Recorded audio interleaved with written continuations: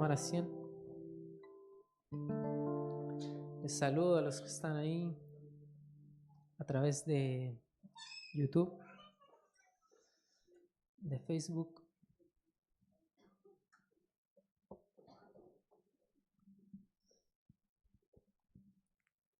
Aleluya.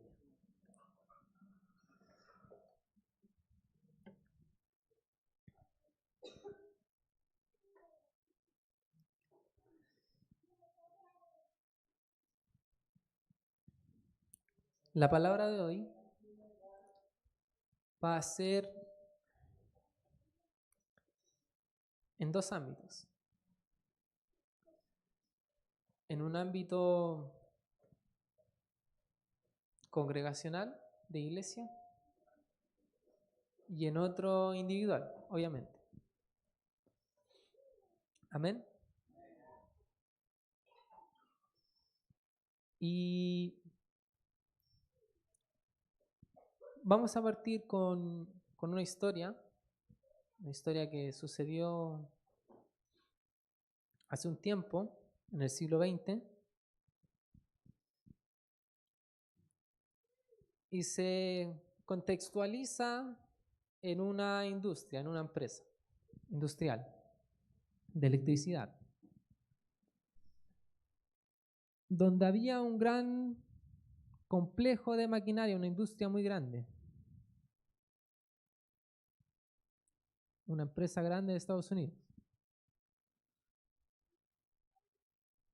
donde se había averiado un conjunto de máquinas, ¿cierto? Y nadie entendía por qué, nadie sabía qué había pasado. Entonces, hay que entender que en ese tiempo, ¿cierto?, el siglo XX, era donde estaba surgiendo todo esta era industrial, ¿cierto? Entonces, como era la era industrial, avanzaba todo muy rápido, las tecnologías iban muy rápido, ¿cierto? Y algo como eso no debía estarle sucediendo a una empresa tan grande.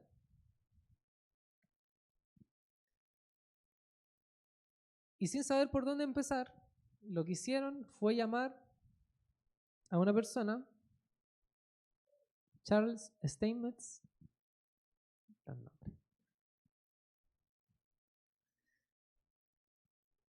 que recién se había jubilado de la empresa, era un veterano. Un hombre cuyo genio eléctrico era toda una leyenda corporativa. Entonces Steinmetz llegó y recorrió lentamente las máquinas, el complejo donde estaba averiada, ¿cierto? Donde había un problema. Y realizando diversas pruebas, sacó una tiza del bolsillo y dibujó una X, una cruz, en un componente específico de una máquina en particular. Entonces, ¿qué hicieron los ingenieros que estaban ahí? Desmontaron ese componente, ¿cierto? Abrieron la máquina. Y se comprobó que era la ubicación exacta del problema. ¿Qué pasó después? Ya lo arreglaron, todo bien.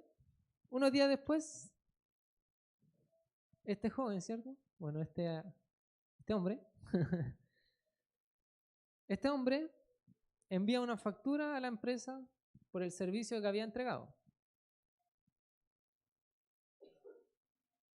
Y la factura era por un monto no menor de $10,000 o 10 millones de pesos. Entonces, en este monto de $10,000, la empresa encontró que era alto. Dijo, qué caro. Entonces, ¿qué le piden a este hombre, a Charles? Le piden que detalle qué está cobrando, porque la factura decía $10,000, no. Le dicen, por favor, ¿puede detallarme qué está cobrando? Entonces, después de unos días, llega la factura y dice,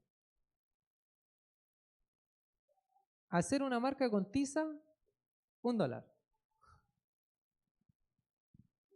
Saber dónde colocarlo, 9.999.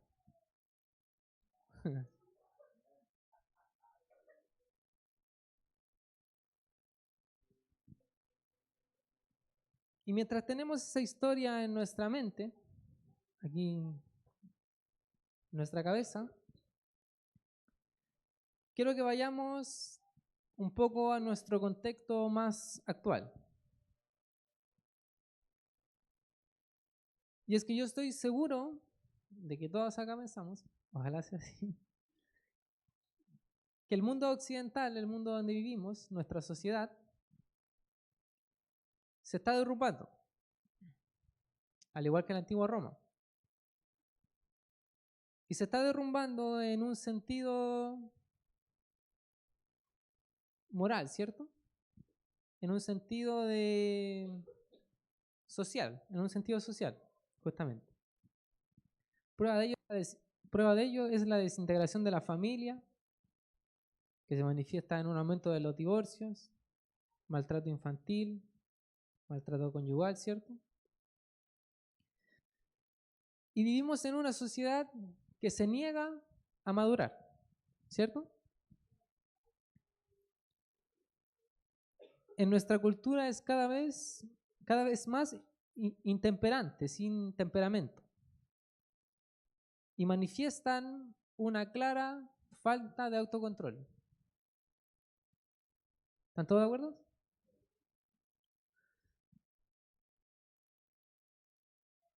También parece ser que en nuestra sociedad hay cada vez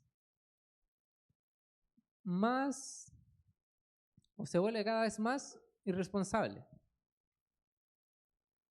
La búsqueda de culpables va en aumento, nuestra sociedad está moralmente corrupta y cada vez más en tinieblas. ¿Cierto?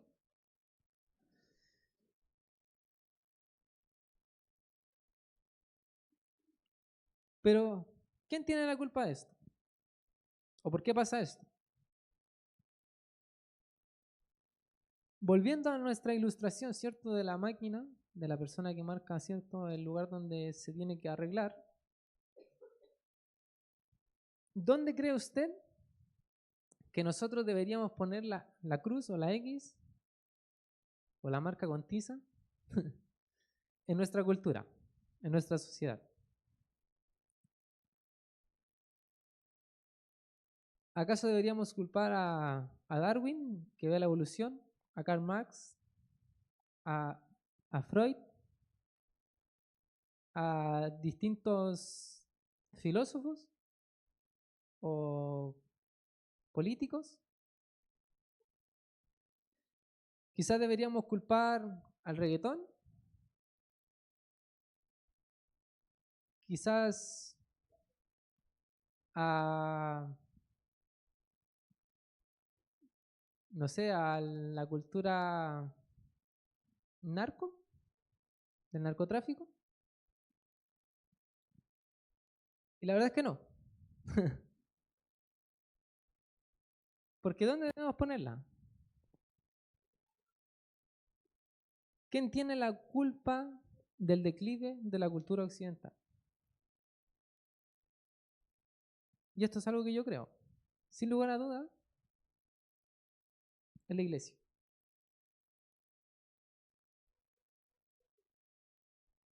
En el tiempo de Jesús vivía, ¿cierto?, en una cultura más, podríamos pensar, oriental, ¿cierto? Jesús trajo un cambio de paradigma, ¿cierto?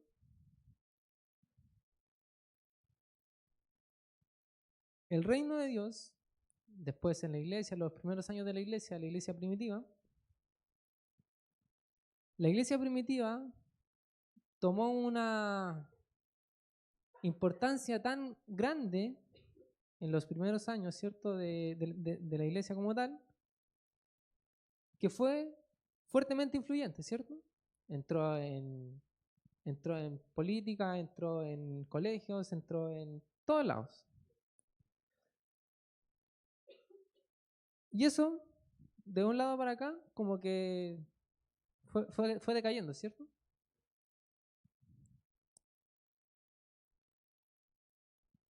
Y es que la Biblia nos enseña claramente que la iglesia gobierna el mundo. Jesucristo está a la diestra del Padre y la iglesia está en Cristo, ¿cierto? Y nosotros podíamos pensar que como va el mundo, va la iglesia. Pero no, debería ser al revés. Como va la iglesia, así va el mundo.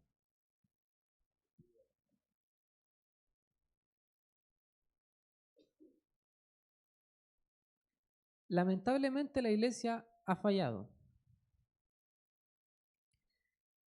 Esto es en el entendido, ¿cierto? De que no estoy hablando de la verdadera iglesia, de que la iglesia, ¿cierto? La iglesia que se va a salvar. No, estamos hablando de la iglesia como conjunto, ¿cierto? De sociedad.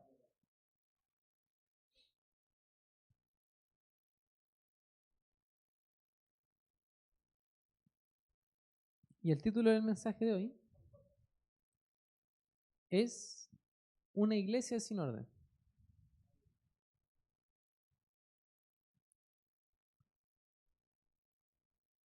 Entonces, ¿por qué digo que la iglesia es la responsable de este declive, esta corrupción?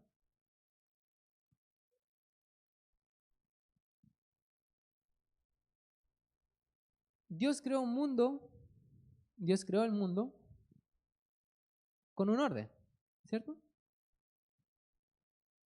Un orden que Dios esperaba que se mantuviera, ¿cierto? Está la figura masculina, ¿cierto? Que era el diseño de Dios, que resultaría en una adoración aceptable y una mayordomía fiel y fructífera. Sin embargo, la caída, ¿cierto? Desde el inicio arruinó esto. La caída, ¿cierto? Cuando Eva, ¿cierto? Como que se separa de Adán y Adán cae en el juego, ¿cierto? Cuando Adán no hizo nada para evitarlo.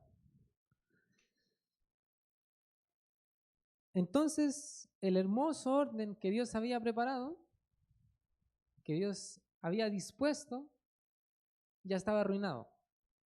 ¿Por qué? Por el pecado. Ese orden de Dios ahora está arruinado por el pecado. ¿Pero qué pasa después? ¿Quién viene? Viene Jesús. Y Jesús, en palabras simples, instala un nuevo orden mundial. Yo estoy convencidísimo de que la cultura cristiana, el cristianismo, fue la que hizo prosperar a todo el occidente. Estados Unidos, después llegó a nosotros, ¿cierto? España, todos esos lados. La cultura occidental, la cultura de reino que instauró Jesús a través de la iglesia, fue la que hizo prosperar a todo este lado del continente.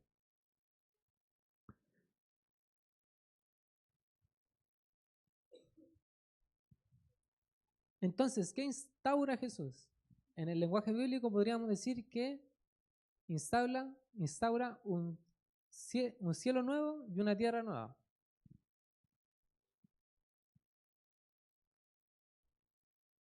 Por lo tanto, si la iglesia se ordena bíblicamente, el mundo puede ser impactado por el reino de Dios a través de la iglesia, ¿cierto?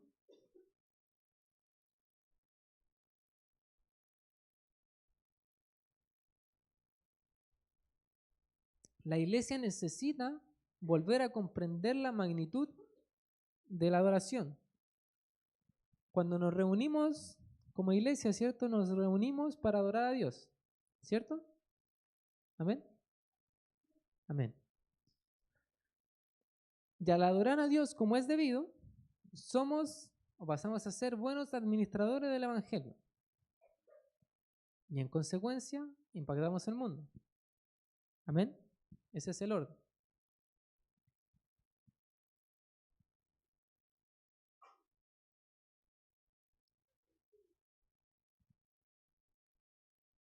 Ahora bien, veamos qué habla la Biblia respecto a esto.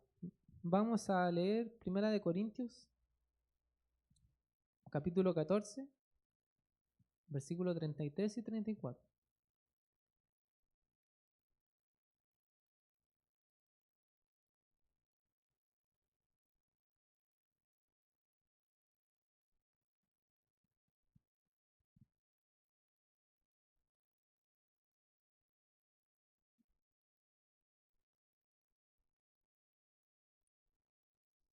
¿Está ahí? ¿Qué dice? Pues Dios no es Dios de confusión, sino de paz, como en todas las iglesias de los santos. Vuestras mujeres callen en las congregaciones porque no les es permitido hablar, sino que estén sujetas como también la ley lo dice. Y usted dice, ¿qué está leyendo, mi hermano? Vamos a llegar ahí.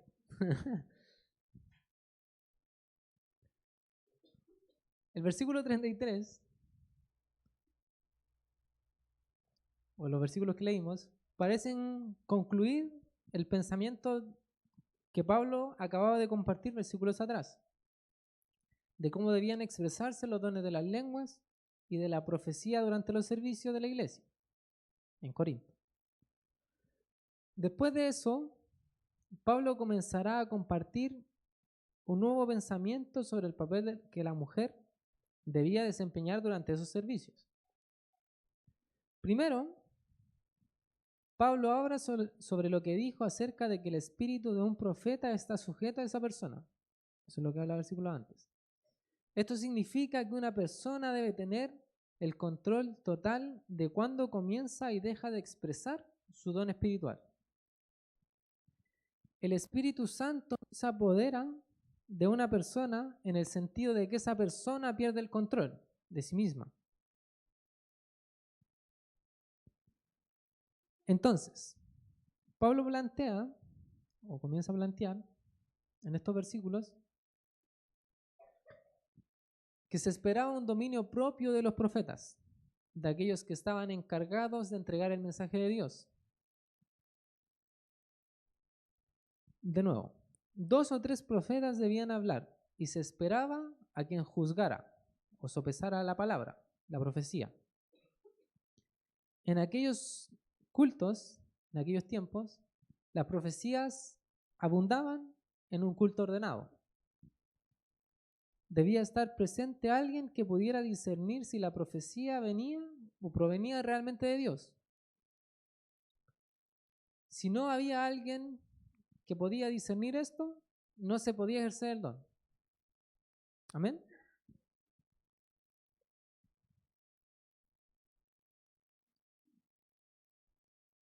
Pero más que discernir o que darle un entendimiento a la profecía debía ser interpretada y aplicada. Es decir, alguien tenía que estar ahí que pudiera interpretar la profecía y aplicarla a la iglesia,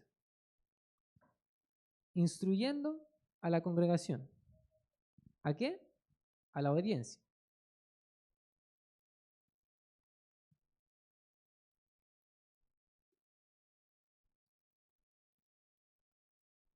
Entonces los profetas, como estaba diciendo, eran varios y habían muchas profecías. Los profetas no podían competir entre sí. Amén. Así como Dios da las profecías, también debía haber un orden para anunciar esas profecías.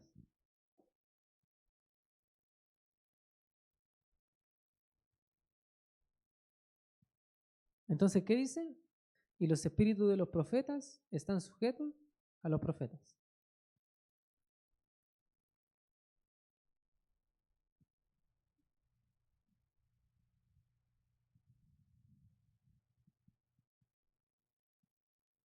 Sin embargo, estamos hablando del versículo, ¿cierto?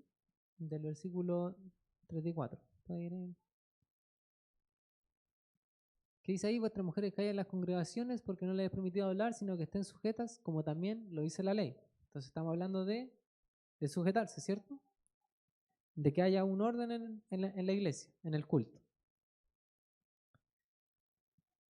Entonces, cabe señalar que la restricción de Pablo, sea cual sea la del profeta o la de la mujer, no era absoluta.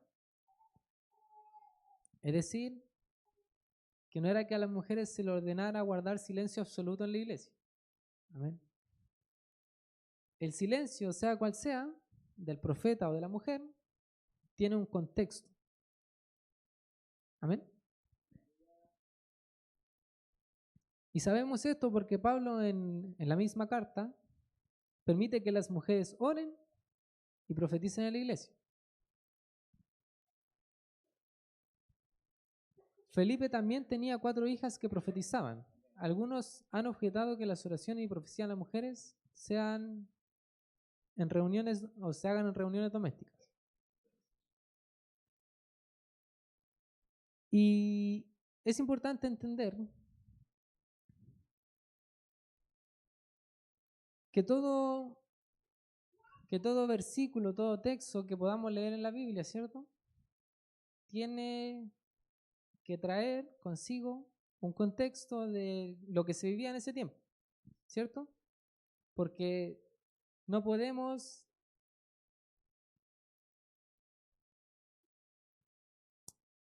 traer como literalmente está escrito a nuestro tiempo, porque en ese tiempo había un contexto, una cultura, ¿cierto? De hecho, si podemos ver, o si lo vemos o contextualizamos un poco, incluso en el tiempo antiguo no había distinción para una reunión, como por así decirlo, en casa, como, no sé, una casa de paz o una casa de oración.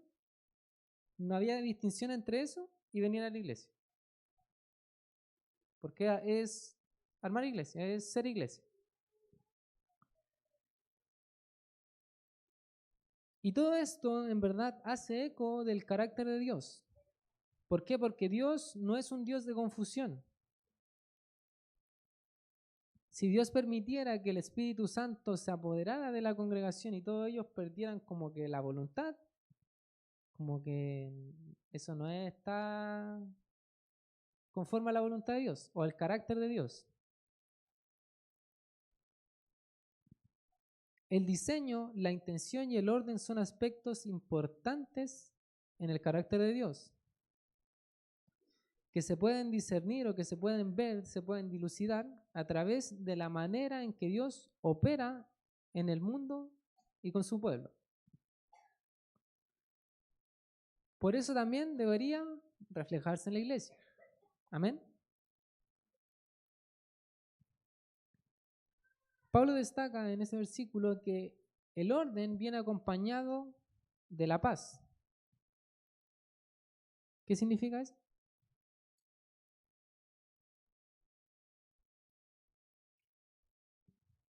Que Dios aboga, que Dios cuida, Dios valora la paz en lugar de el caos.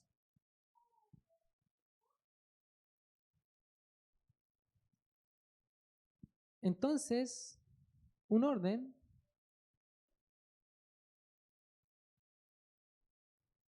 o ese orden que trae paz le ayuda a la iglesia a saber dónde marcar la X. Le ayuda a la iglesia a entender que en nuestro día a día estamos inmersos, ¿cierto?, en un sistema que nosotros en nuestro día a día, ¿cierto?, estamos inmersos en ese sistema que nos hace creer que de hecho es más importante el trabajo duro que el conocimiento. Cuando la verdad es que muchas veces no hacemos trabajo duro.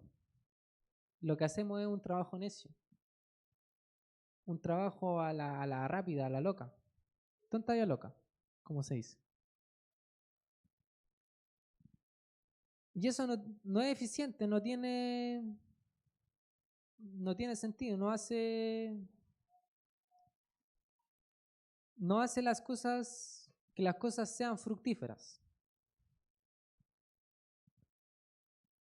Es como el refrán, ¿cierto?, que dice que el flojo trabaja doble. Pero no es que sea flojo, es que lo hizo rápido. Quería hacerlo rápido y no pensó antes de hacer, antes de actuar. Que de eso también habla la Biblia, pero no es el tema.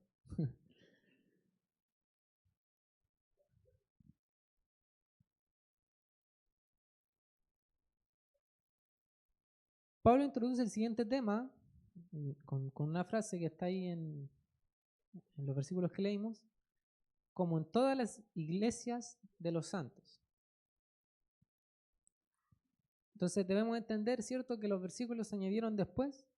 Los versículos no lo escribió Pablo, no, este versículo no, 12, 13, no. Él no escribió eso, sino que se agregaron después.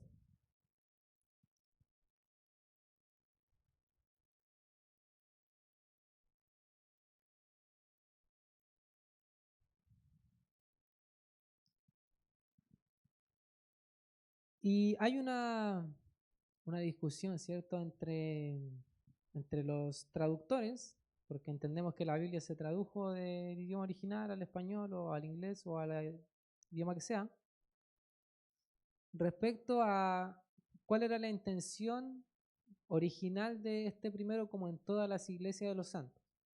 Si era que terminaba el tema de antes o era una introducción para el tema nuevo. Ajá.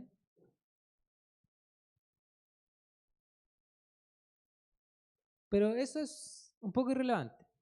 La verdad es que lo que nosotros debemos entender es que una iglesia que no tiene orden está condenada.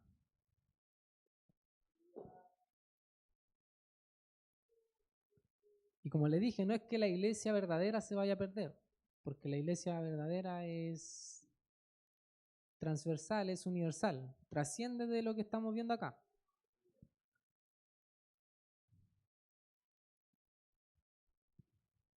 Sino que la iglesia se pierde en el sentido de que se vuelve inútil. Una iglesia sin orden se vuelve inútil. ¿Y qué es algo inútil? Algo que no es útil, ¿cierto? Inservible. Que no sirve.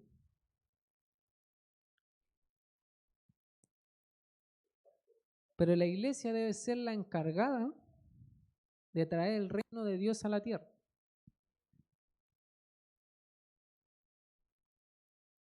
¿Y qué significa eso? Que si no puede traer luz a la sociedad, si la iglesia no trae luz a la sociedad, de nada nos sirve reunirnos. Venimos a perder el tiempo.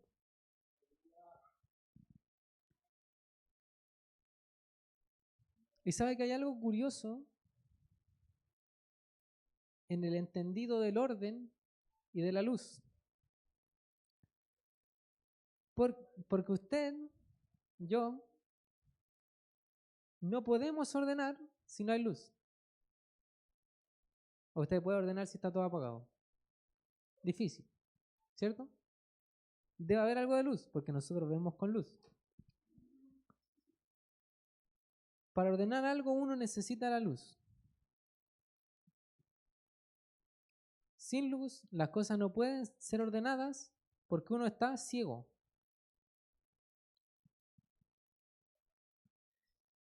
Entonces extendamos un poco esa visión de la luz, ¿cierto? Que la Biblia habla de que nosotros debemos ser luz.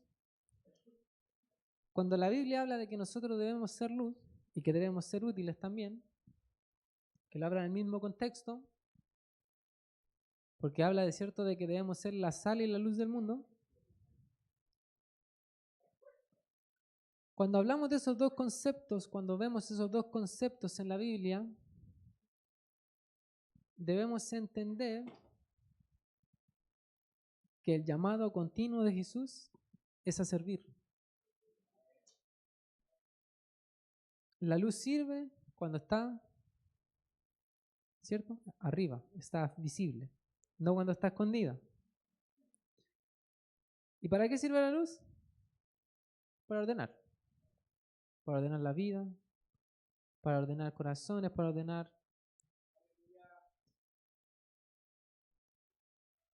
De hecho, eso es uno de las cosas que uno puede llegar a entender de cómo funciona el cuerpo humano.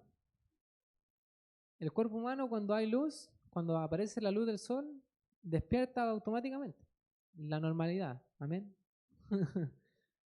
La normalidad. ¿Por qué? Porque nuestro cuerpo está diseñado para funcionar cuando hay luz. Y cuando viene la oscuridad, descansamos, ¿cierto?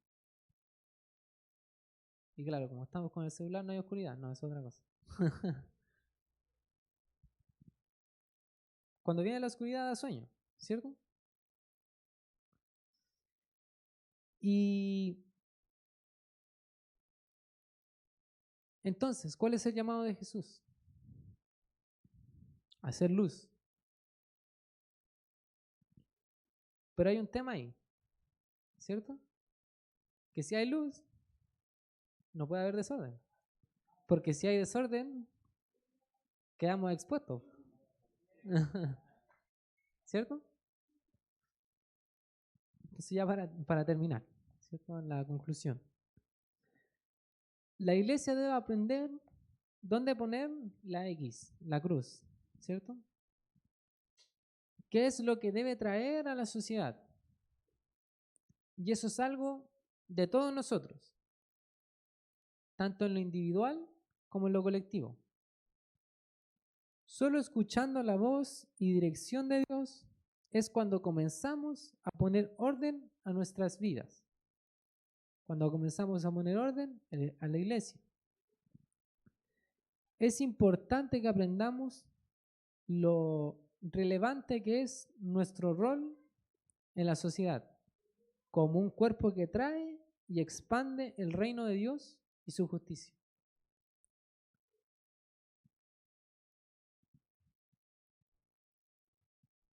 Entonces, la invitación que nos hace Jesús es clara. Seamos luz. Y cuando somos luz, nos da vergüenza el desorden.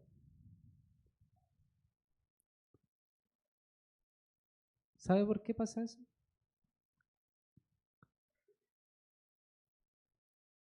Porque es como lo que le pasó a Adán, ¿cierto? Adán y Eva, que en ese caso habló Adán. Señor, nos escondimos de ti porque estábamos desnudos. ¿Cómo saben? ¿Cómo saben eso?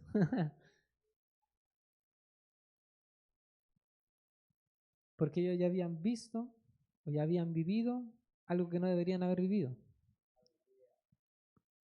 Y entonces cuando vino la luz, que era Dios, ¿cierto? Le mostró el desorden que tenían en su vida. Y eso avergüenza. Entonces esa es la invitación de Jesús. Seamos luz. Como iglesia, en la individual, seamos luz.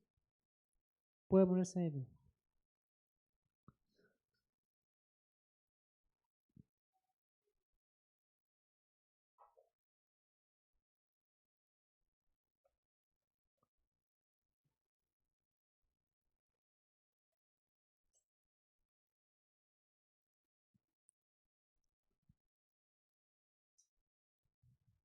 Y es necesario que oremos.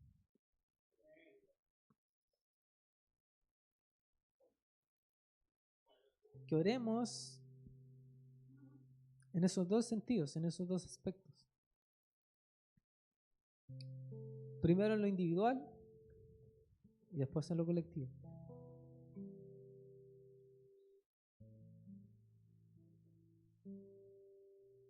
¿Y por qué tiene que ser en ese orden?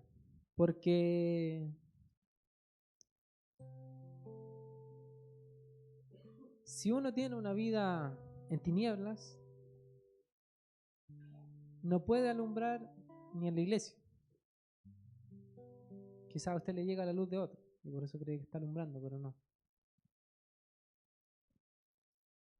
Uno debe ordenar primero su vida. Uno debe exponer su vida a la luz primero para traer ese orden. Entonces levanta ahí su mano, levanta una oración. Padre amado, te pido, Señor, que seas tú en mi vida, Padre amado, Señor. Que sea tu luz en mi vida, en mi corazón. Ayúdame, Padre amado, Señor, a ver y entender qué es aquello que está desordenado, Señor.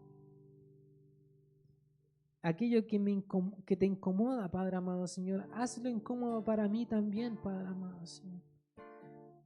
No permitas que para mí sea algo simple, algo cómodo, Padre amado, Señor. No quiero, Padre amado, Señor. No quiero volverme un hipócrita, Padre amado, Señor. No quiero volverme esa persona que simplemente declara palabras al viento, Señor. Sino que vivir realmente, Padre amado, Señor. Vivir realmente ese orden, esa luz, esa vida ordenada que trae frutos, Padre amado, Señor. Esa vida ordenada que escucha tu voz a pesar del ruido de afuera.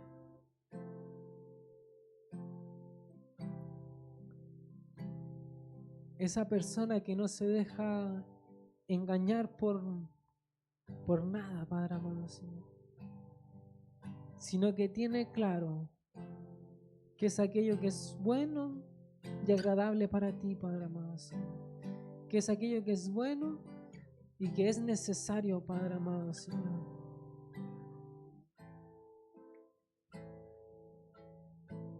Ayúdame, Señor.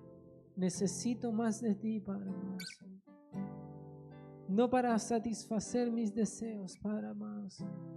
No para sentirme bien, no para sentirme menos mal, Padre amado, Señor. Sino que para agradar, para tener una relación contigo genuina, Padre amado, Señor.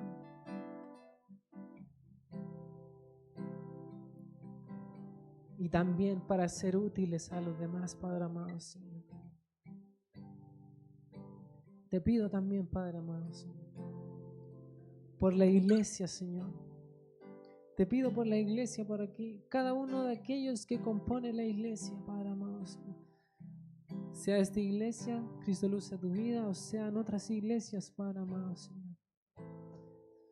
Que seas tú, Padre amado, Señor, siendo un estandarte, seas tú, Padre amado, Señor, siendo aquella luz visible que muestra todo desorden y que no nos deja tranquilos, no nos deja vivir en ese desorden, que no nos permite, Señor, vivir de meras experiencias, de meras situaciones de un espectáculo, Padre amado, Señor. Sino que sea un cambio genuino, un cambio profundo, Padre amado, Señor, que impacte, Padre amado, Señor, la sociedad, que no se quede dentro de la iglesia, Señor. Que no se quede dentro, Padre amado, Señor, de cuatro paredes, sino que como es un cambio genuino, es aquella luz que va avanzando y va mostrando el desorden de todos. Aquella luz que va avanzando y va mostrando el desorden, pero no para juzgar, no para levantar el dedo, sino que para ayudar, para servir. Aquella luz que sirve para ordenar y traer fruto, Padre amado, Señor. Ayúdanos, Señor, a ser humildes y entendidos en esa comisión, Padre amado, Señor. Ayúdanos, Padre amado, Señor. a no depender de nombres, sino que solamente tú eres el centro, Señor. Solamente tú eres el importante. Solamente en ti tenemos vida eterna, Señor. Solamente en ti tenemos esa alegría, esa paz, Padre amado, Señor, que no se puede explicar si no se vive, Señor. Te damos gracias, Señor, en el nombre de Jesús. Amén y amén.